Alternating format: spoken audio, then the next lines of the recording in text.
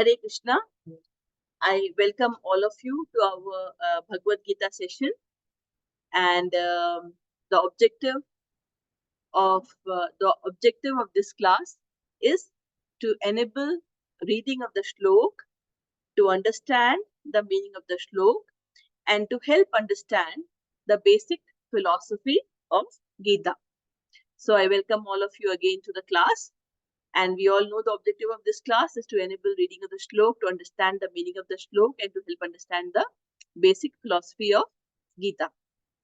We are on chapter 5th, Karma Yoga, action in Krishna consciousness, right? So now we have finished the first 4 sections of this chapter, and we are on the last section of this chapter, which is liberation by focusing on the Supreme. Yeah. So now let us summarize what we have learned till now. So the chapter started with Arjun's question, right? Arjun is questioning to Krishna after listening the end of chapter 4, that what is the right thing to do? To take sannyas or to do karma yoga? What should I do?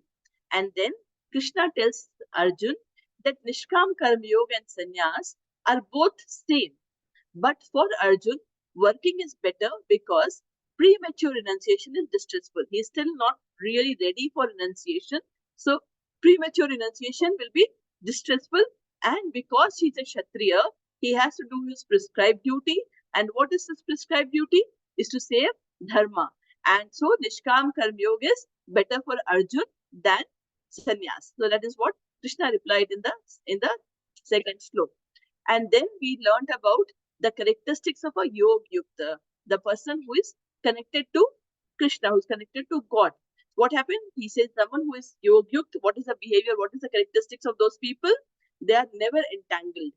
They are never entangled in the material world. They are self-controlled. They do everything that needs to be done, but still they are not the doer. So we talked about karma, akarma, and vikarma. So they actually do akarma, means whatever they are doing, they are offering it back to God. And that is why they don't get any reactions of what they do, right? And then they work for the Supreme without detachment. With detachment, they work for the Supreme, but it is all with detachment. That is why the reactions don't come to them. And then everything is they're seeking purification. And in the end, Krishna says, by doing that, what happens? They get unprecedented peace. They don't only get peace, they get unprecedented peace. That is, they get transcendental peace. Last class, we talked about the 3 doers. It was a very interesting class. I hope you all enjoyed the class. The class was about the doers. We know in our life, a lot of things happen. And we wonder, why so? And who's the doer? Yeah, that is a natural question that comes to our mind. Yeah. So we talked about the entire process of how actually who are the doers, what really happened. In the 3rd chapter of Bhagavad Gita, Krishna had told Prakriti, he has said that it is the modes of material nature. It's the material nature and the modes of material nature which is actually the doer. It is not everyone. It is the foolish people who think that I am the doer, but actually whatever is happening is by the material nature, and that is because the modes in which we are. And we talked about the soul. As soon as the soul enters this material world, it gets conditioned, and it gets conditioned by the 3 modes of material nature. What are the 3 modes of material nature? It is ignorance, passion, and goodness, which is sattvic, rajasic, and tamasic, right? These are the 3 modes we get conditioned, and that is why we get conditioned by that modes. It is because of our karmas, and because we get conditioned by those modes, accordingly our behaviors are, right? But the question is, if it is all fixed, then why then we can't change. The thing is, yes, it is the soul is given a free will to choose. It's definitely the karma plays a very important role, but it is the soul which actually is the doer. Who is the main doer? It is the soul. Why the soul is the main doer? Because everything starts by the desire of the soul. Everything starts by the desire of the soul. Although the soul is not directly doing, but because the soul has desired, now the Paramatma, the Lord sitting in the heart, super soul, it may not agree to the desire. It may not agree to the desire, but based on the karmic reactions of the soul, it actually approves or disapproves. Yeah, you may desire to be a millionaire, but your karma is not like that. Yeah, so you may not become a kid, but so it based on your karma. Actually, the Lord, the soul, is, the Lord actually approves your desire or disapproves your desire. And when it approves, after it is approved, how it happens, how does the whole things happen? It is the material nature, the modes of material nature. It comes together so that it makes it happen. So this is what we learned in the last class, that the three doers, the soul, the material nature, and the Lord, and the actual doer, the responsibility of whatever is happening in your life is on the soul. And it is because the soul had desire, right? And then we also touched the last part, liberation. We just did 2 shlokas, which talks about symptoms of a self-realized person. Now today we'll start with the next shlok, so 5.19 onwards. Let's read the shlok together. Ihaive tarjitah sargo येषां साम्ये स्थितं मनः निर्दोषं हि समं ब्रह्म तस्मात् ब्रह्मणि ते स्थिताः इहैव तर्जितः सर्गो येषां साम्ये स्थितं मनः निर्दोषं हि समं ब्रह्म तस्मात् ब्रह्मणि ते स्थिताः. So here Krishna says that Yesham Samye Sthitam Mana. Yesham is for those, Samye is sameness, equanimity. It isn't equanimity, it is sameness. Sthitam Mana. Mana is mind. Whose minds are situated in sameness or equanimity. Iham Terjita Sargo. They in this life itself has won. What have they won over? Sargo. Sargo is creation, the cycle of birth and death. They are whose mind is actually in sameness and equanimity. They have already won over the cycle of birth and death. Nirdosham hi samam brahma. They are nirdosham, they are flawless, just like Brahm. They are flawless like Brahm. Tasmat Brahmani Testa, and they are situated in Brahm. Yeah, let's read the English before we read. Mataji, please. Ihaiva tarjita sargo yesham samye sthitam manah निर्दोषम ही समम ब्रह्म तस्मात् ब्रह्मणि ते स्थिता. Let's read the English meaning. Those whose minds are established in sameness and equanimity have already conquered the conditions of birth and death. They are flawless like Brahm. And thus they are already situated in Brahm. So here, Krishna, we are talking about the liberated people. We're talking about the symptoms of a liberated people, right? That's a topic that we are talking about now. Now, when a person, so in the material realm, what happens? You can know when the person is in material realm, they will identify themselves with the body. The soul identifies with the body, right? And in the spiritual realm, when will it reach the spiritual realm? When the soul has understood that body is different and soul is different, right? So when the soul is recognizing itself with the body, it means it is the material realm. What happens? It is actually stuck in dualities. It is stuck in dualities. What is the meaning of duality? Duality means it will keep on facing what? It will keep on facing happiness and distress. Yeah. Fame and infamy, honor and dishonor, heat and cold. So the life is full of dualities. Life is not always happiness, always distress. No. When when one person who is actually attached to the bodily concept, it means it is the material realm of material realm. Then the life is full of dualities. Yeah, it will be happiness, distress. And when in the 8th and 9th chapter, what we learned that for a liberated person, what happens?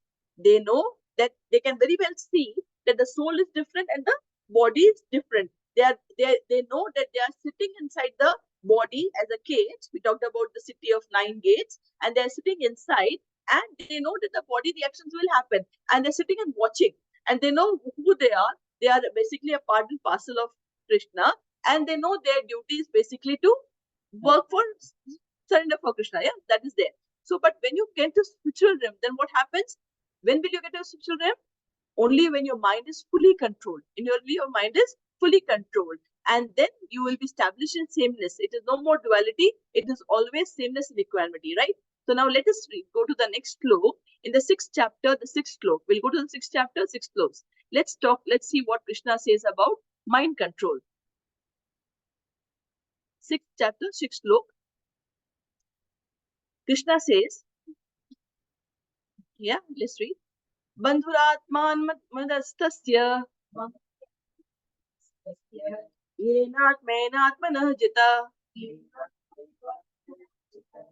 अनात्मनस्तु शत्रुत्वे वर्तेतात्मैव शत्रुवत् बन्धुरात्मा आत्मनस्तस्य येनात्मेनात्मना जितः अनात्मनस्तु शत्रुत्वे वर्तेतात्मैव शत्रुवत्.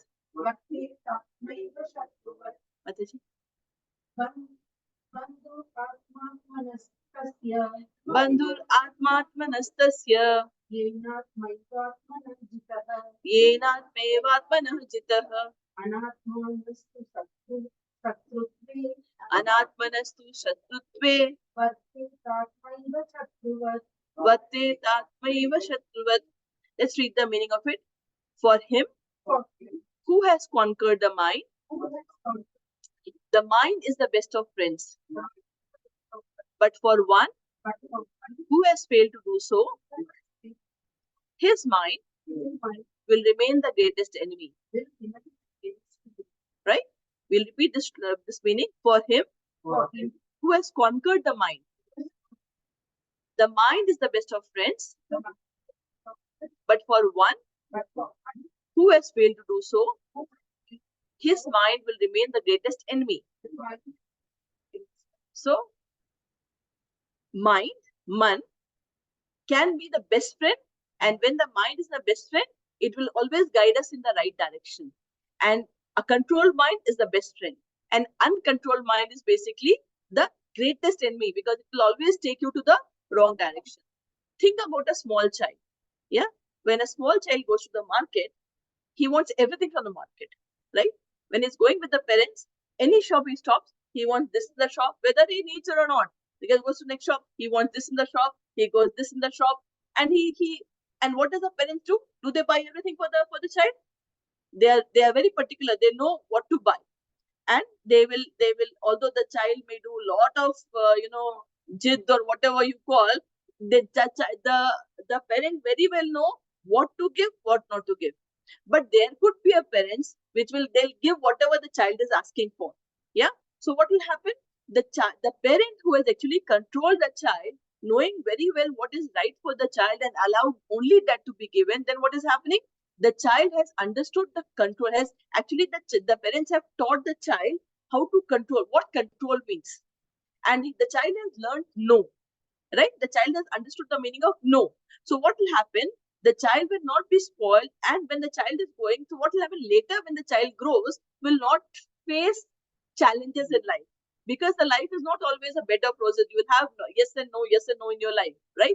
But if the child is not, the parents have always fulfilled all the desires of the child, what will happen? The child has got spoiled, will not understand what is no, and whenever the child faces this situation of saying no, the child will actually break down and will not understand what to do, and actually will be, the child may face a lot of challenges in life, right? Our mind is just like a child. Our mind is just like a child. It always demands things. It always have desires. I need this, I need that, I need this, I need this dress, I need that one. The mind always has desire. We'll need this thing one time. Now, if we don't tame our mind, if we agree to all the desires the mind puts forward, what will happen? I want to do this, let me go and do that. I want to do this. What will happen? You are making your mind untamed. And when it is an untamed mind, you are going to be in a lot of problems. Yeah. So it's very, very important to tame the mind. And when the mind gets tamed, how will you tame the mind? You have to control the desires. What is the process to follow that? When you chant the name of the God, the vrats that we do, the study, when we do our lot of the practices, the vrats that we do in our life, what are we doing? We are actually taming ourselves. By those austerities that we are doing, okay, I'm going to fast today. Not that you are not feeling hungry. It's a feeling hungry time, you will feel hungry. But when you are not eating and letting the belly know that no, I will not eat today, you're actually taming your belly to control. Yeah. So the different austerities that we have, different vratas that we have in our life, that is actually teaching us to control our senses.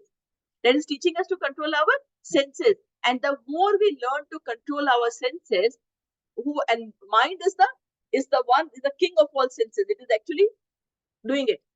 If we don't do that, what will happen? So when we control our senses, slowly we'll know that how we'll actually move forward in the spiritual path. We'll actually start learning to control, and when you start learning to control, we are actually moving forward in the spiritual path, right? Yeah. So this is what Krishna says in the 6th chapter, 6th control. That is the meaning that mind is the best of friends, but when you don't let control the mind, it is your greatest enemy, because it will let you do what you want to do, and actually it will be like a spoiled child. That we can understand, right? Now, what will happen if you don't discipline your mind? Yeah, we saw this one. Now, what is the effect of it? If you have disciplined your mind, let's see the next flow. It tells what is the effect of it, which is 6.7. 6.7. It says, जितात्मनः प्रशान्तस्य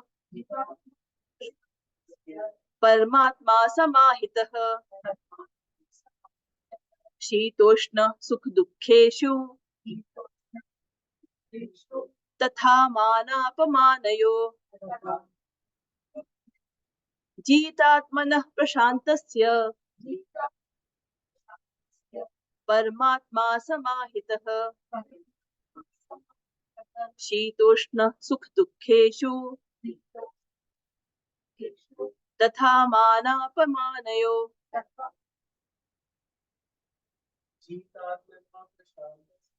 जितात्मनः प्रशान्तस्य परमात्मा समाहितः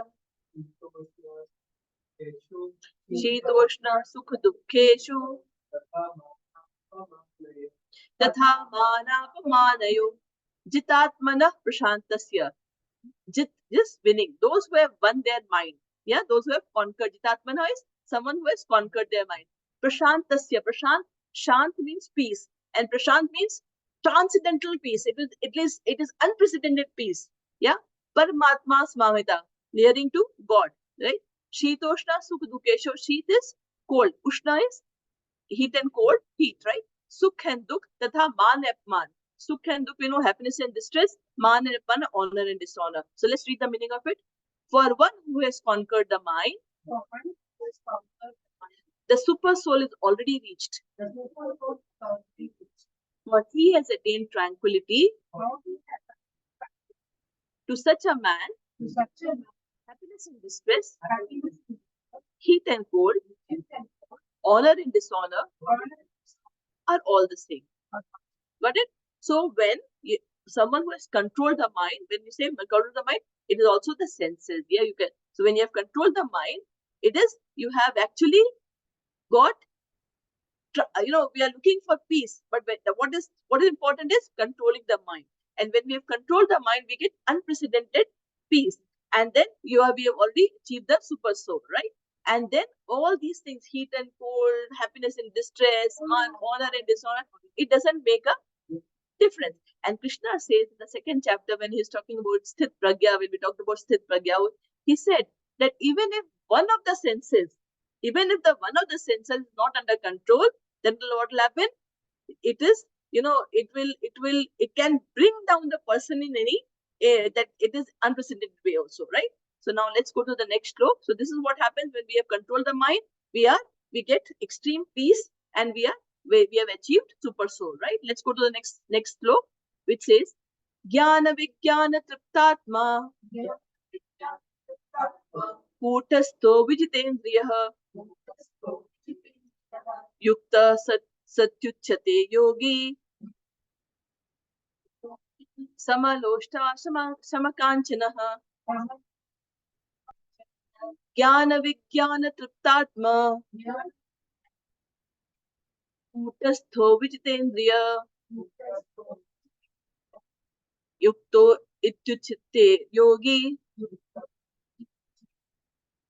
समलोष्टा समकाञ्चनः। कृष्ण ज्ञान विज्ञान तृप्तात्मा कूटस्थो विजितेन्द्रिय युक्त इत्युच्यते योगी समलोष्ट कांचनः. Now here Krishna says, so what happens to such a person who has controlled his mind? We saw that dualities doesn't matter. We learned that in the last sloka. Now here Krishna says Jnana Vigyan. Gyan means knowledge. First of all, you have to have the knowledge. Yeah, that okay, this is the way it is. And then Vigyan is application of the knowledge. It means you have got the knowledge and you have practiced that knowledge to have the realization. You have practiced that knowledge to have the realization. Triptatma, and the Atma is tript. It is satisfied. Kutastha Vijitendriya. And Indriya are also, Jitendriya means you have also won over your Indriyas, your senses. Yukta means it's already, it is an already Yukt means connected to God. It's already connected to God. It is a yogi. Some Loshta and some Loshta means pebbles. Loshta means pebbles, patthar. And Kanchana means gold. So for such a person, for such a self-realized person, who has actually realized, control the mind, for them, pebbles and gold, they are equal. They are equal. They the same for them. Yeah, because it doesn't desire those things. It knows that both are equal to patthar, right? So let's read the meaning of it. A person is said to be established in self-realization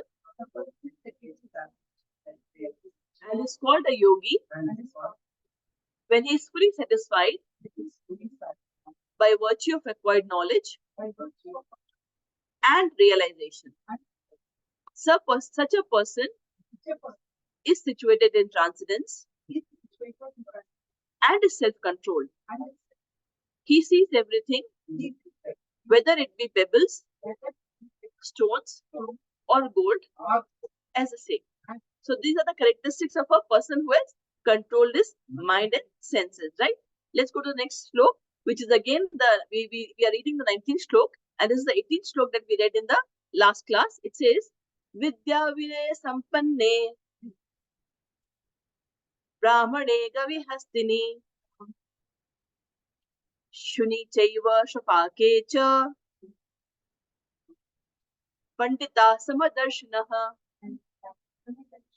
is the 18th slok of the fifth chapter. Vidya Vinay Sampanne Brahmane Gavihastini Shuni Chaiva Shapake Cha Pandita Samadarshinaha. So he talks about that such humble sage who has got the true knowledge, for them, Samadarshini, they are Samadarshini. They know, they very well understand that the learned, whether it's a Gavi is cow, whether Hastini is elephant, Shuri is a dog, or Shupake, who's a dog eater, everyone is equal. Equal means everyone has the same soul. In everyone's heart there is super soul, there's Lord residing. So they become Samdarshini, right? That is the meaning of that. Now we go back to the 19th shloka again, where we read that those whose minds are established in sameness and equanimity have already conquered the conditions of birth and death. They are flawless like Brahma, and thus they are already situated in Brahma, right? So we understood that what is the meaning of sameness and equanimity? How are they achieving? They are achieving by control of their mind, and senses. Yeah. And how can we do that? By chanting, by listening about God, by following various austerities that we do. By doing all these things, we actually start controlling our senses. and when we control our senses, we actually move forward in the spiritual path. Yeah. Now here I'll tell you a story about from Bhagavatam, and that story is about Parikshit Maharaj. We all know who is Parikshit Maharaj. He is the son of he is the son of Abhimanyu, and who is Abhimanyu? Son of Arjun, right? So Parikshit Maharaj is the son of Abhimanyu, and he was saved by Krishna when he was in Abhimanyu's wife Uttara's womb. Yeah, at that time Krishna had gone inside the womb and had saved Parikshit Maharaj, and then he became the ruler of the entire earth. And what happened? Parikshit Maharaj was a great king, and once he went to for he went to forest for hunting, and then he was very thirsty. When he was very thirsty, what happened? He actually went to a ashram, and there it was the ashram of Shamik Rishi. It was the ashram of Shamik Rishi, and Shamik Rishi was actually in meditation. He did not even realize that Maharaj has come because he was in transcendence. He was in meditation, and although Parishit Maharaj was a great devotee, it was by the Lord's arrangement he lost his temper. He was extremely, he lost his temper. And what he did, there was a dead snake which was lying there. He picked that snake, and in anger, he actually threw over the stage. And the snake came and was on his neck. Shamik, and he left from there. Shamik Rishi's son, who was Shringi, he was playing in the river with his friends, and he came to know about this incident happening in the ashram. And he immediately cursed there to Parikshit Maharaj that whoever has done this, in next 7 days he will die. And he came running to the ashram. Now Shamik Rishi, when he came and he listened to this, and he heard that it was Parikshit Maharaj who had come and who did this, he actually uh, got very angry on his son, because Parikshit Maharaj was the greatest of king, and he said, "How could you do this to a greatest Maharaj?" So Shamik Rishi, and he went to the court of Parikshit Maharaj, and told that my son, and he asked for apology, that please excuse us, my son has actually cursed you to die in 7 days. You die in 7 days. And Parikshit Maharaj also took it because he knew he had done that mistake. It was all by God's arrangement, because this is how was the story that Bhagavatam started. And Parikshit Maharaj said, now it is only 7 days for me to live on this earth. What is the right thing to do? And he went to the banks of Ganga in Haridwar, and he asked, tell me, all the rishis sitting there, what is the right way to live life? What should I do? And at that point of time, Ved Vyas, Narad Muni, and Ved Vyas' son, Sukdev, everyone came. And then Sukdev Goswami actually told Bhagavatam. And that is how the story of Bhagavatam started, which he told to Parikshit Maharaj. And 7 days, although he got angry because he was thirsty, and he put the snake on Shamik Rishi's neck, for 7 days and 7 nights non-stop, Parikshit Maharaj listened to Bhagavatam that was being spoken non-stop, and it was also being listened by Vyasadev, written by Vyasadev, but spoken by Sukdev, and by also listening there was Vyasadev as well as Narad Muni from there, and listening to that, and that is how. So basically, God wanted all of us to listen to Bhagavatam, which is what is the right way to live, if to live in this earth. And that is what the 7 days, and that is what is Bhagavatam. So this talks about that the Shamik Rishi, although knowing everything, he was in equality, doesn't matter to him. And Parikshit Maharaj, how he took it also, he didn't get angry, he knew, and he was also, so this shows how the great people are, right? Now we move to the next slok, which is slok 20. Na prahishyet priyam aprapya नोद्विजेत्य प्राप्य चाप्रियम स्थिरबुद्धिर असम्मूढ़ो ब्रह्मविद् ब्रह्मणि स्थितः न प्रहिष्येत् प्रियं प्राप्य नोद्विजेत्य प्राप्य च प्रियम Sthir buddhir asammudho Brahma vid Brahmani sthita.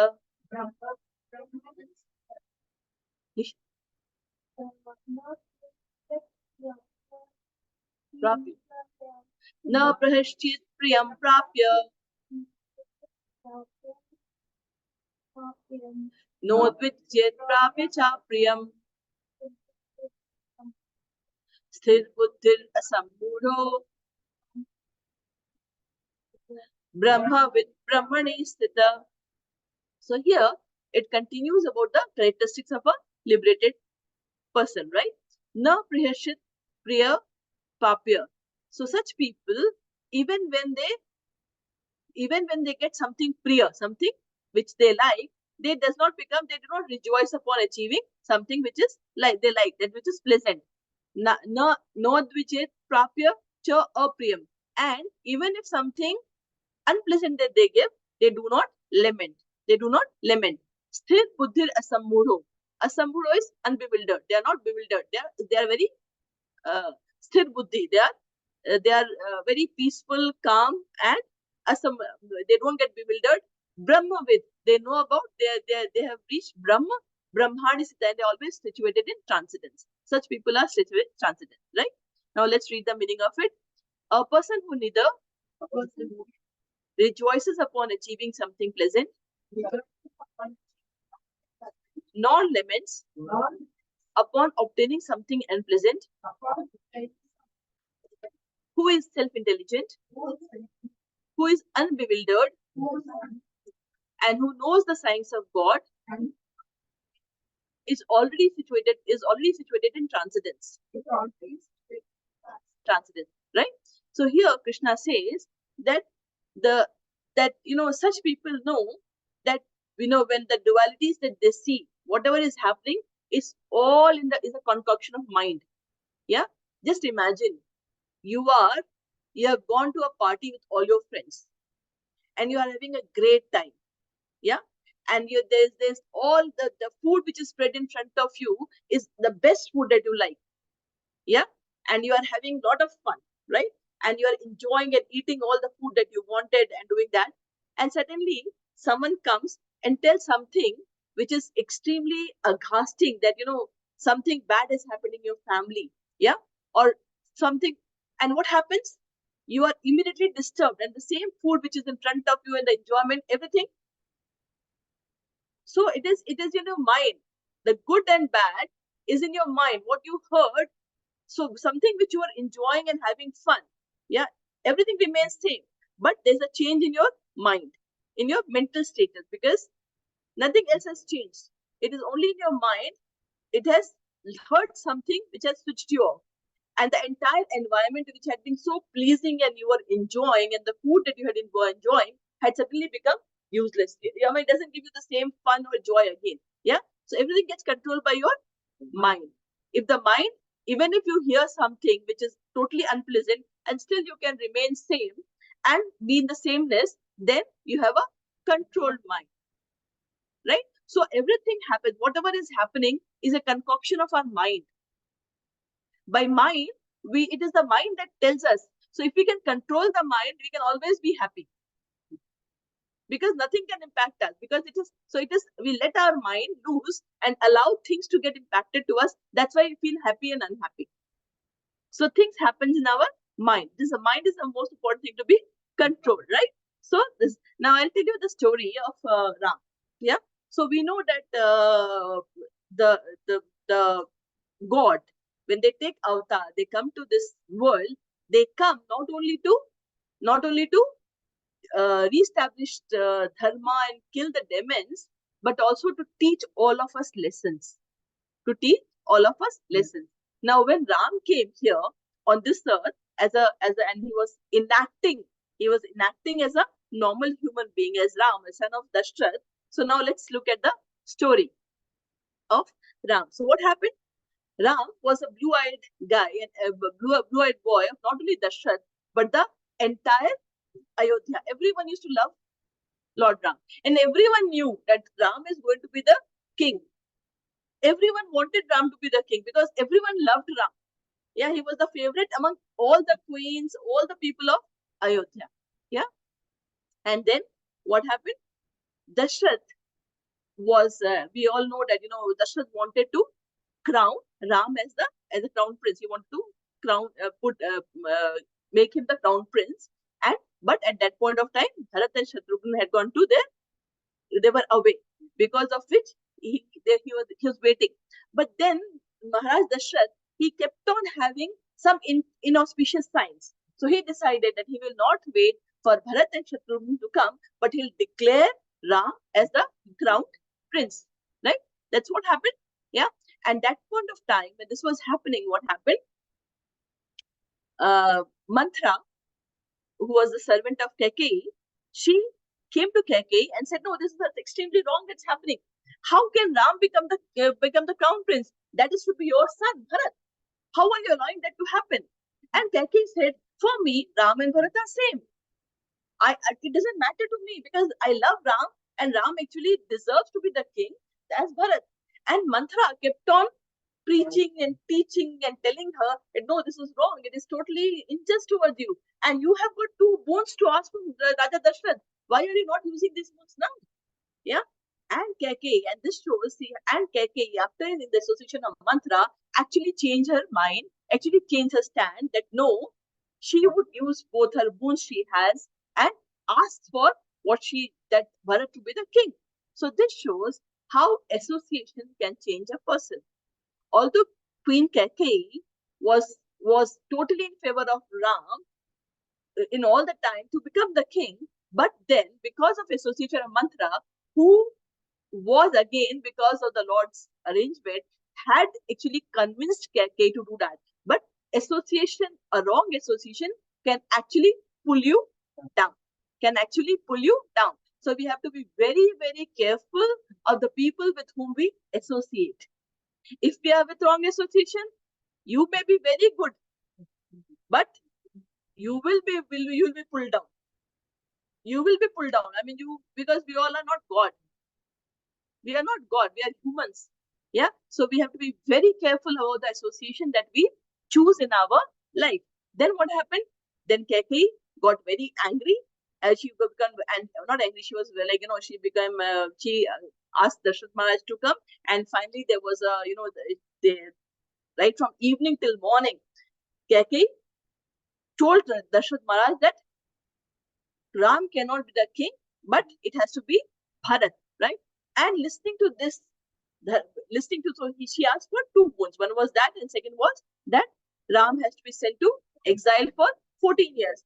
Now, listening to all these things, Dashrath Maharaj had lost all his senses. He was sometimes pleading to Kaikeyi, sometimes he was getting angry on Kaikeyi, sometimes he was begging Kaikeyi, sometimes he was doing all his best so that Kaikeyi should take her asks back. Yeah, but finally Kaikeyi was determined. No, I will not let this happen. And then what happened in the morning? Ram was asked to visit the room, and Dashrath was not even able to face Ram. He decided not to look even at Ram. He looked the other side, and when Ram entered, he knew that something is very wrong. And he said, "What's wrong? What mistake have I done, Father, that you are not even looking at me? Please tell me. Please tell me what have I done so wrong that you're not even ready to speak to me? Please, I would like to know that." And then Dashrath still was not able to look eye to eye to his son. And then Kaikeyi said, "Okay, listen, let me tell you, I don't think Dashrath can talk about this to you. On behalf of Dashrath, let me tell you what happened and what does he want." And then Kaikeyi started telling her the story that once what had happened, there was a war between Devtas and Demons. And in that war, what had happened? Maharaj Dashrath has actually supported Devtas, to kill the Demons. And in that war, Maharaja Dashrath had got actually injured. He had got injured. And Kaikeyi at that time had actually helped Dashrath Maharaj and had saved his life. And that point of time, Maharaja Dashrath had told, "You can take two boons from me. And she said, not now, I'll take it at the appropriate time. And it's those two boons which she had asked, was asking now. And she said, you had promised me two boons. I want my son Bharat to be the king, and then I want Ram to go to exile for 14 years. Darshan said, okay, even if Bharat can be the king, but please don't let my son go to exile. So Ram, when he heard that, he says, it's fine, it's fine. What was so great in that my father could not? I mean, I'm very sad to I'm feeling sad to know that my father did not had faith in me, that if I hear that I'll feel offended. It is absolutely fine. You have given the boon. You had asked for the boon. You have done your duty. My father has granted you the boon, and it is now my duty to obey that dharma. It is my dharma to obey that ask, and I am more than happy to go. And he we all know that he went for it then. Now Lakshman, who was standing at the door and listening to all those things, he became extremely angry. How can you? How can you do that? How can father do that? Do you know he's actually now, it's all, no, you cannot do that. And then Lakshman Ram said nothing doing. It is a duty for me to follow my dharma, and he goes. And then even Dashrath pleaded to Ram, don't go. Don't agree to this. I'm telling you, don't go. You say all the dharma. I will take all the reactions. He said no. It's a you have given. So he followed that. We all know that he followed that, right? So what Ram was teaching all of us, as in that avatar, as a human avatar, to us, it was a teaching to all of us that do your duty, whether it is pleasant or unpleasant. You have to follow the dharma. You have to follow the dharma, and you should not, you should not become wayward. Keep your mind controlled, right? So that is a lesson, that teaching he gives to all of us. Yeah. Good. So that is another. There are multiple stories when you read Bhagavatam. Bhagavatam is full of stories.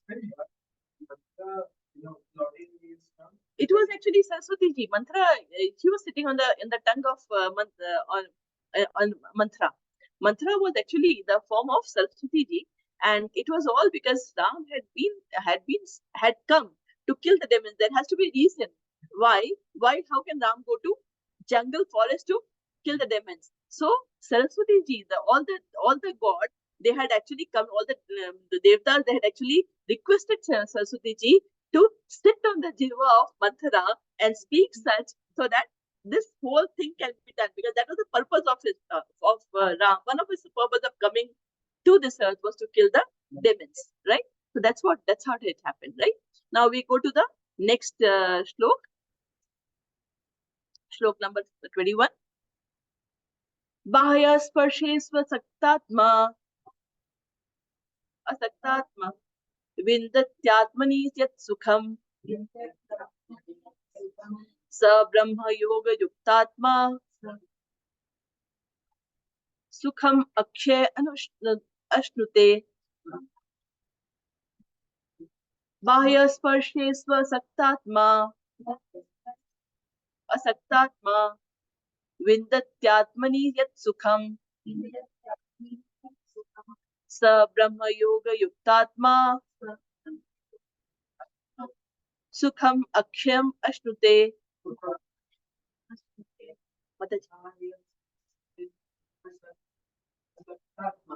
Bahya sparshesva saktatma vindatyatmani yat sukham sa brahma yoga yuktatma sukham akshayam ashnute. So here it's Krishna says, let's read the meaning. Such a liberated person is not attracted to material sense pleasure, but is always in trance, enjoying the pleasure within. In this way, the self-realized person enjoys unlimited happiness, for he concentrates on the Supreme.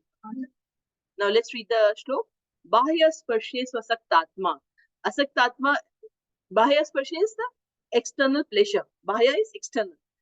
Sparshe is the senses. So the when the person is asakta atma, atma is the soul, is not is asakta. Asakta is not connected to the material pleasure, external material pleasure. Vindatyatmani et sukham. So what will happen? And it is always in sukh. Sa brahma yog yuktatma. And sukham akshay anushtane. And we'll get what? We'll get unprecedented sukh. Akshay means it is unlimited sukh. And Brahma Yog means you will be connected to the Supreme. Right? So that is the meaning of the shlok. We go to the next shlok now. This was one set. We go to the next now. Shlok number 22. It's a very important shlok actually, this one, 22. Ye hi sansparshaja bhoga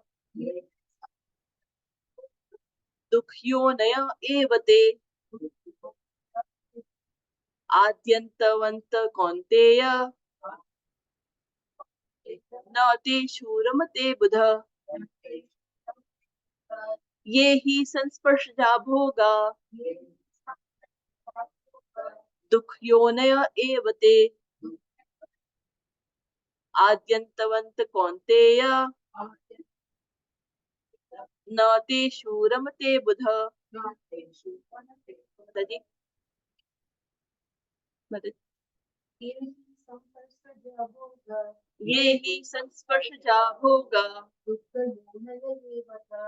दुख योनय एव ते आद्य अंतवंत कौन्तेय न ते शूरमते बुध. So now here Krishna says, ye hi sansparshaja bhoga. Bhog is enjoyment, right? Sansparshaja. Ja is born from sparsh, means the material senses, right? So those who ye hi sansparshaja bhoga dukh yonya evte. Those who enjoys in material pleasure, what is pure for them? Dukh yona. It is lot of, it is sure whenever you are enjoying the material pleasure, you are going to get miseries, because any material pleasure, adya antavant kaunteya, because any material pleasure has a beginning, adi and ant, has a beginning and an ant. Adi ant avant kaunteya. O kaunteya, o son of Kunti, any material pleasure has a beginning and an end. Na teshu ramte buddha. And those who are intelligent does not get attached to it. Yeah. So now let's read the meaning of it. An intelligent person does not take part in the sources of miseries which are due to contact with the material senses. O son of Kunti, such pleasures have a beginning and an end. And so the wise man does not delight in them. Right? Any pleasure that material pleasure that we are having. So Krishna is giving a formula here. The first line, material pleasure is equal to misery or pain. If we are enjoying, if we are relishing the material pleasure, and to the extent we are attached to it, at the same rate, it is directly proportional. In mathematics, it is directly proportional to the pain that you will receive out of that.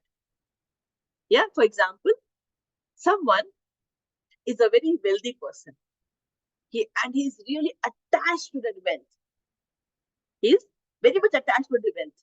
And because of that wealth, he has got big factories, he has got a lot of people working for him, and he has, so you have a proud, I have so much money, I have so many people working for me, I can buy anything, I can go for any holiday that I want, and he can buy anything he wants in his life, just because and he's too much attached to the wealth. Yeah. And imagine if he loses everything. Something happens and we lost it. And if nothing happens, what will happen? Each of us are temporary in this world. He'll die. And imagine when he's dying and he has to leave everything. What will be his situation? They cannot leave the wealth. If they're so much attached, if they're leaving the body, their whole mind will be in the wealth itself. Right? It is said, such people will be born as snake and will be nearing to that wealth. Yeah. So that is if they are so much. So the thing is not that you should not have wealth, not that you should not earn, you should not work hard to get wealth. Nothing is wrong. Do not get too much attached to it. The problem lies in the attachment. You should have wealth. You should work to get wealth, because by doing that you can do a lot of things that you wanted to do, but do not get attached to it. You should be in sameness and equanimity. If it is there, fine. Even if it is not there, I know how to manage my life. Yeah. So that's example. Suppose now think about cigarettes. Someone enjoys smoking cigarette. Yeah. Imagine the pleasure that person gets by the thought how much nice it will be to drink, to smoke or drink alcohol. The people who drinks or the people who are smokes. The thought that how much fun. But all of them knows it's written very boldly in the packet that each of the thing that you are taking, actually you are going to suffer for it. That pain is going to come, if not today, because it's not come today. The product, the reaction doesn't come immediately. It will come. It has to come. It has to come. Yeah. So the thing is, something which you are enjoying, be sure that you are going to suffer the pain of that enjoyment that you are having. So be very clear about what and how much you want to enjoy and what you are going to enjoy. So Krishna says material pleasure is equal to pain. And the amount of pleasure you are getting into that, the same amount of pain you are going to suffer because of it. Right? Now, why? And when you're suffering, the question is, why me? Why it's happening to me? Yeah, everyone asks, why was I? Right? Why? It is because of your karma. And the karma, we talked about the laws of karma. The seeds that you are actually sowing will not have the reaction, may not have the reaction in this life that some of the product will have in the next life, because it is not necessarily the tree. It doesn't go immediately. It takes time to become big. And when that product will fructify, at that time you will suffer. Understood? So this is whatever desires that we have and the activity that we do to enjoy, which we think is a pleasure, we are going to get pain for it. So Krishna says in the first line that ye hi sansparshya bhoga dukh yonya evate. Yeah. So material pleasure is equal to miseries. And adyantavant konte, and it all pleasures have a beginning and a end. Na teshe, the Buddha, those who are intelligent, they don't actually go enjoy that.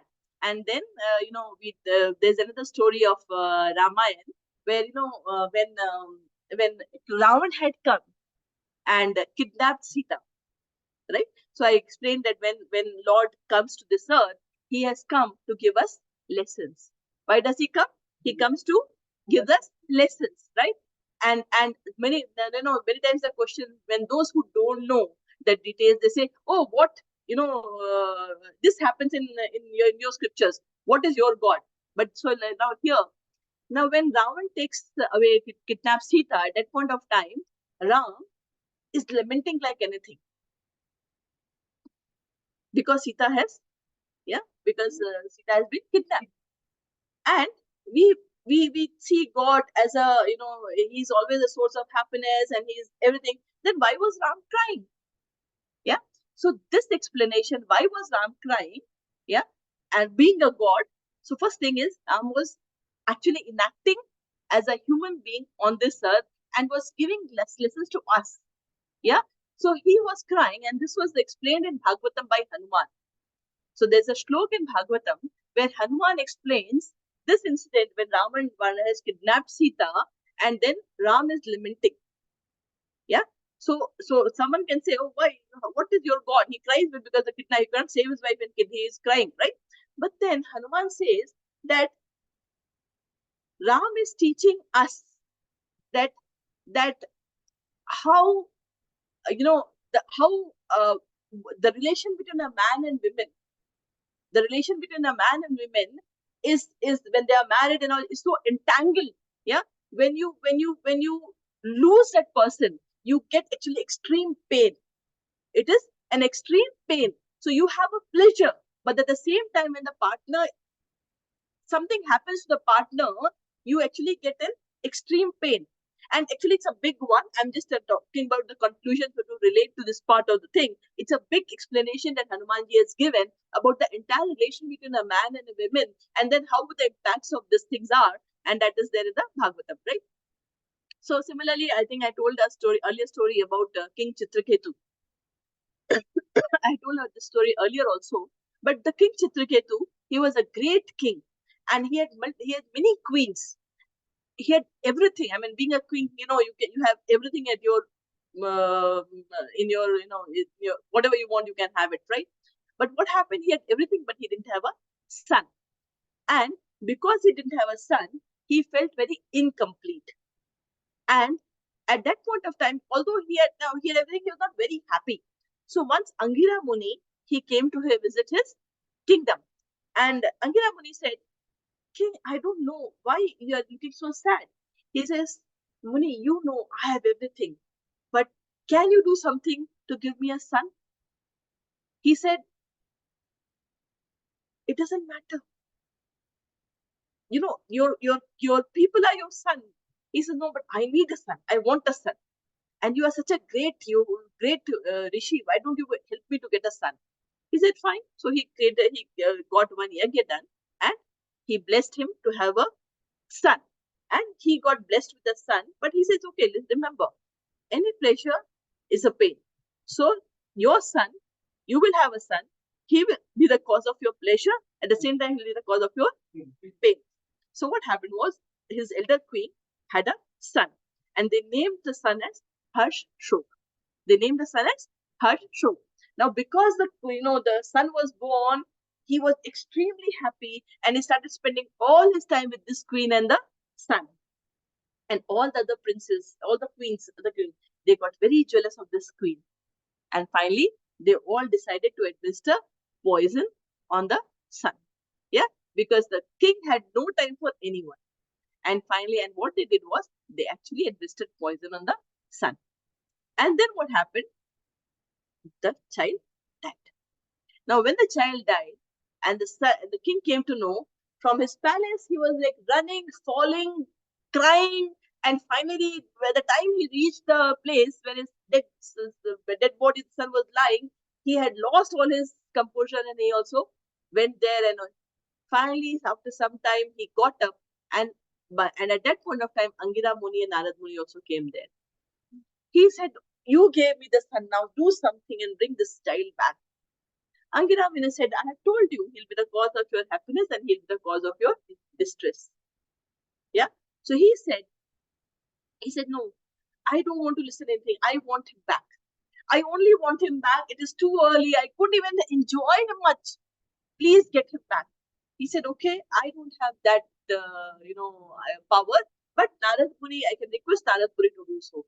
Narad Muni looking at the king and all and saying, he said, okay, fine. And he did the magic to bring by his power, he got the son back. Now, when the son got back, and Narad Muni told that, look, your parents, look, all your family members, they're so upset, they're so, broken because you have left. So why don't you come back and stay in this body for some more time before you go? And then the soul started speaking. He said, which father, which mother? I'm going to be born to another set of parents now. So who should I consider my parents? The one whom I left or the one whom I'm going to get? And before that also I had one more parents. So tell me, who are my parents? Don't we know that this body is temporary and it doesn't belong? The soul is traveling from one body to another. And why are you wasting your time in getting entangled with me? We all are souls. Do your duty. And then he went up. The body, the soul.